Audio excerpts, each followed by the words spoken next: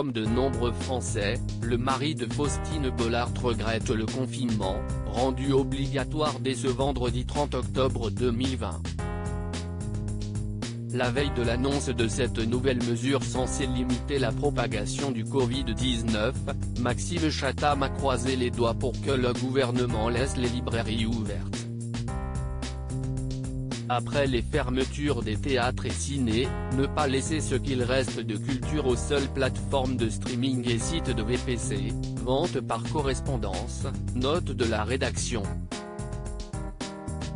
Une goutte d'indépendant dans un océan plein de monstres, écrivait-il sur son compte Twitter.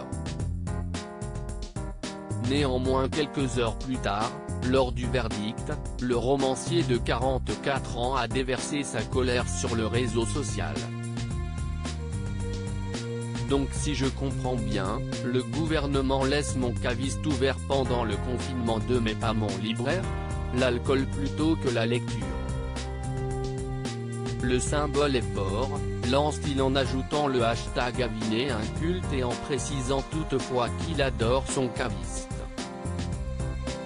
Le papa d'Abby et de Peter, âgé de 7 et 5 ans, va jusqu'à interpeller la ministre de la Culture Roselyne Bachelot et souligner qu'il s'inquiète pour ses confrères, plus que pour sa propre situation financière. Un privilégié qui pense aux oubliés de la crise. Ne vous méprenez pas, à titre personnel mon roman ne compte pas, j'ai la chance de pouvoir vivre sans son existence. Mais combien d'auteurs vont tout perdre ?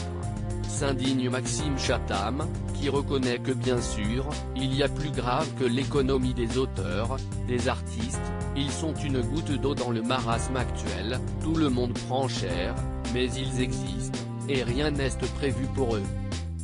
Afin de faire taire les mauvaises langues, l'écrivain conclut, je le redis pour les idiots haters, je suis un privilégié qui ne fait pas partie de ces oubliés, mais si est-il justement le moment de se servir de ma position pour interpeller, bref.